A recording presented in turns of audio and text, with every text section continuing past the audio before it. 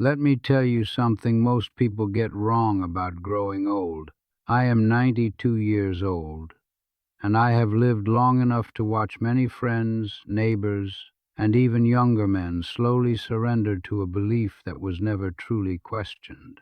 They believed that aging and suffering were the same thing, that if you live long enough, pain will claim you, weakness will define you, and life will gradually shrink into a quiet waiting room for the inevitable. But I stand here as living proof that this belief is not entirely true. Yes, aging happens. That part no one escapes. Time moves forward whether we approve of it or not. Our hair turns gray, our skin loosens, and our bodies change in ways that remind us we are not 20 anymore. But suffering is a different story. Over 92 years, I have learned that much of what people call the misery of old age is not actually caused by age itself. More often, it is the result of years of neglect, small habits repeated daily, and a mindset that slowly convinces a person to stop caring for their body and spirit. I have seen men become old at 50 because they stopped moving, stopped learning, stopped believing their life still had purpose. And I have seen people in their 80s walking with energy in their step because they refused to surrender to that quiet decay. So today I want to share something simple but powerful. Aging is inevitable, but suffering is often optional. The difference between the two is not luck, it is not perfect genetics, and it certainly is not some miracle reserved for a lucky few. The difference is how a person chooses to live. Over the years, I discovered that small daily choices, how you move, how you eat, how you think, and how you treat the years ahead of, you quietly decide whether old age becomes a prison or a season of surprising strength. And that is the secret most people never hear until it is too late. Let me begin with the first truth I discovered about aging. The body does not suddenly collapse one day because the calendar says you are old. What happens instead is far quieter and far more gradual. Suffering in old age is usually the result of thousands of small decisions made years earlier, decisions about movement, food, rest, and the way a person thinks about their own life. When I was younger, I watched older men complain constantly about their bodies. Their knees hurt, their backs ached, their energy disappeared. Many of them spoke as if age itself had attacked them. But if you looked closely at their lives, another story appeared. Most of them had stopped moving years before the pain began. They sat more, walked less, and slowly allowed their muscles to weaken. What they thought was aging was often the long-term result of stillness. The human body was not designed for a chair. It was designed to move. Muscles are not simply decorations attached to the skeleton. They are engines that keep the entire system alive. When muscles weaken, joints become unstable. Balance declines, and even the brain begins to slow. Movement is not merely exercise, it is maintenance for the machinery of life. Even now, at 92, I move every day. I walk, I stretch, I carry things. Nothing dramatic, nothing heroic. Just steady motion that reminds my body it is still required to participate in life. I learned long ago that motion protects dignity. A man who can move freely keeps a certain independence that no medication can replace. But movement alone is not enough. The second lesson came from food. Many people treat their bodies like a storage bin for convenience. They eat whatever is quick, whatever is comforting, whatever fills the moment without thinking about what it builds inside them over time. But the body is constantly rebuilding itself. Every cell is made from something you once placed on your plate. When people reach old age with heavy inflammation, low energy, and constant fatigue, they often believe their body has betrayed them. In truth, the body has been following instructions for decades. It simply built itself out of whatever materials it was given. I learned to respect that process. My meals were never complicated, but they were deliberate. Real food, simple ingredients, enough nourishment to sustain energy, but not so much that the body became burdened.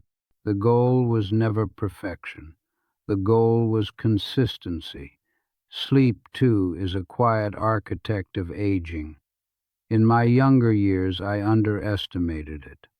Like many men, I believed endurance was a badge of honor. But over time, I realized that repair only happens when the body is allowed to rest deeply. Without proper sleep, the mind becomes foggy, the immune system weakens, and the body begins to accumulate invisible damage. Rest is not laziness, it is biological maintenance. Yet even movement, food, and sleep together do not explain the whole story. There is another dimension of aging that few people talk about, and it lives inside the mind: purpose. I have seen people deteriorate quickly after retirement, not because their bodies failed, but because their sense of meaning disappeared. When a person believes their useful years are behind them, the body often follows that belief. Motivation fades, curiosity fades, life becomes smaller, but the human mind was not designed to retire from living. At 75, I began learning things I had never studied before. At 80, I started writing my thoughts about life and health. Even now, I wake up with a quiet curiosity about the day ahead.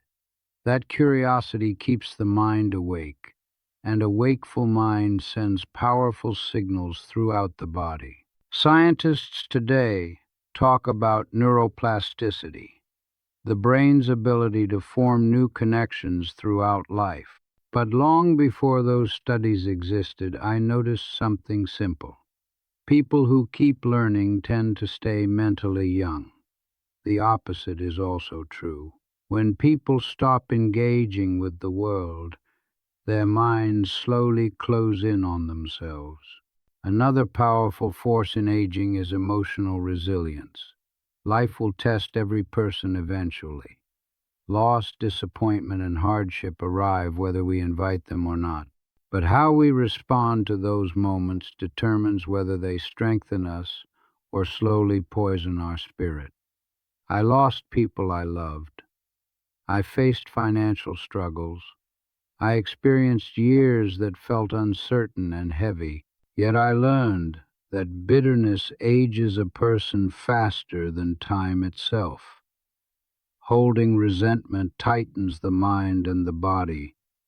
Forgiveness, on the other hand, releases an enormous amount of internal tension. A peaceful mind is a powerful medicine. There is also something else people underestimate: relationships. Human beings are not meant to live in isolation. Conversation, laughter, and shared experiences nourish the mind in ways that no supplement ever could. Loneliness quietly erodes both mental and physical health. Throughout my life, I tried to stay connected to family, friends, neighbors, even strangers. Simple conversations have a way of reminding us that we are still part of the living world. And then there is one final principle that took me many years to understand fully: acceptance. The goal of a long life is not to fight aging as if it were an enemy. That battle can never be won. The real wisdom is learning to work with time rather than against it. When you accept that change is natural, you stop wasting energy resisting what cannot be controlled. Instead, you focus on what can be shaped: your habits, your mindset, your daily actions. These are the levers that quietly influence how the years unfold. By the time most people reach their 70s or 80s, they believe their path has already been decided. But the truth is more encouraging than that. The body continues adapting, repairing, and responding to care even late in life. I have seen men begin walking regularly in their 70s and regain strength they thought was gone forever. I have seen people improve their diet and feel more energetic within months. The body is remarkably forgiving when we finally start treating it well. So when I say suffering is optional, I do not mean that life will become perfect. There will still be aches, slower mornings and days when energy runs low. But those challenges are very different from the deep suffering many people associate with old age. The difference lies in preparation. Aging is a natural process, but the way we meet it is largely determined by the choices we make long before the wrinkles appear. And if you understand that early enough, the later years of life can become something far more graceful than most people imagine. By the time a man reaches my age, he begins to see patterns that younger people rarely notice. Life stops looking random. The outcomes you once thought were accidents begin to reveal themselves as consequences. Habits planted decades earlier slowly bloom into the conditions people carry into old age. I have watched this unfold again and again. Two men can reach 75 at the same time, yet live in completely different bodies. One walks upright, still curious about the world, still capable of independence. The other moves slowly, burdened by fatigue, pain, and a sense that life has become heavy. Most people assume this difference is luck or genetics, but that explanation is often incomplete. Over many years, I learned that aging quietly amplifies whatever habits a person has practiced throughout life. If a man spent decades nourishing his body, staying active, maintaining relationships, and keeping his mind engaged, those investments begin to compound. But if someone spent years neglecting those areas, the effects also compound just in the opposite direction. Time magnifies everything. This is why suffering appears to arrive suddenly in old age. In truth, it has been quietly building in the background for many years. One of the most overlooked protections against suffering is strength. Not the kind of strength people associate with youth or athletic competition, but the simple strength required to move through daily life with ease. Muscle is a remarkable tissue. It stabilizes joints, protects bones, regulates blood sugar, and even supports brain health. Yet many people begin losing muscle mass as early as their 30s simply because they stop challenging their bodies. By the time they reach 60 or 70, that loss has accumulated to the point where even small tasks become difficult. I learned early that strength must be maintained like a savings account. Small deposits made consistently can create enormous reserves over time. Carrying groceries, walking uphill, lifting modest weights, working with your hands, these simple actions send signals throughout the body that say, stay capable. Without those signals, the body slowly assumes it is no longer needed. Balance is another silent guardian of independence. When balance declines, fear begins to enter daily life. People start avoiding stairs, uneven ground, and unfamiliar places. Their world shrinks not because they want it to, but because their confidence fades. Balance is not a mysterious talent. It is a skill built through movement, walking on varied surfaces, stretching, Standing on one leg while brushing your teeth. Small practices like these train the nervous system to maintain stability, and stability protects freedom. Another factor that shapes aging more than most people realize is inflammation. When the body carries chronic inflammation for many years, tissues begin to deteriorate faster. Joints stiffen, arteries narrow, and energy becomes difficult to maintain. Inflammation is often influenced by lifestyle choices, particularly diet, stress, and sleep. When meals are dominated by heavily processed foods, when sleep is irregular, when stress is constant and unmanaged, the body remains in a state of subtle internal alarm. Over time, that alarm wears down the systems designed to keep us healthy. But when people nourish themselves with whole, balanced foods, rest deeply, and create moments of calm in their daily routine, the body responds with remarkable resilience. It begins repairing again. Yet physical health alone cannot explain why some people age peacefully while others feel overwhelmed by their later years. There is another ingredient that matters just as much: attitude toward time itself. Many people reach middle age and begin to think of the future as something shrinking. They measure life by how many years have passed instead of how much life remains inside each day. But the truth is that vitality is not measured only by years. It is measured by engagement. I have met 80-year-olds who wake up eager to start new projects and 50-year-olds who behave as if their life has already ended. The difference is not age, the difference is perspective. Curiosity is one of the greatest anti-aging forces available to us. When you remain curious, your mind stays flexible. You ask questions, explore ideas, and maintain a relationship with the world beyond your own routines. That relationship keeps the brain active and alive. Another powerful protector against suffering is gratitude. This may sound simple, but its effects are profound. When a person focuses constantly on what they have lost, youth, speed, certain abilities, their emotional world becomes dominated by regret. But when someone learns to appreciate what still remains, the ability to walk, to speak, to share a meal, to see the morning light, life retains its richness. Gratitude does not deny difficulty. It simply refuses to let difficulty define the entire experience. I have also learned that comparison is a dangerous habit in old age.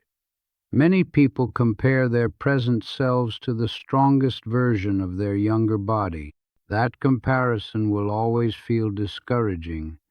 Instead, the healthier approach is to ask a different question: am I caring for the body and mind I have today? If the answer is yes, then dignity remains intact regardless of age. One of the most powerful shifts I ever made was understanding that aging does not have to mean withdrawal from life. In fact, the later years can become a time of remarkable clarity. When you are young, life is often rushed and noisy. Responsibilities compete for attention, and it can be difficult to see what truly matters. But as the decades pass, the unnecessary noise fades away. You begin to recognize what is truly valuable: meaningful conversations, time with people you love, moments of quiet reflection, purposeful work even if it is small. These experiences nourish the spirit in ways that youth often overlooks. Perhaps the most important lesson I have learned is that dignity in old age is not built in a single moment. It is constructed slowly through thousands of ordinary days. Every walk you take, every nutritious meal, every night of restorative sleep, every act of kindness or forgiveness, every new idea you allow yourself to explore. These are the quiet bricks that build a life capable of aging with grace. Suffering often grows when people believe they have lost control over their future. But the truth is that even small choices retain power. You may not control the passage of time, but you can influence how your body and mind travel through it. And when you understand that, the later chapters of life begin to look less like decline and more like a different kind of strength. Now, at 92 years old, when I look back across the long road behind me, one truth stands clearer than anything else. Time itself was never the true enemy. Aging arrived exactly as it was supposed to.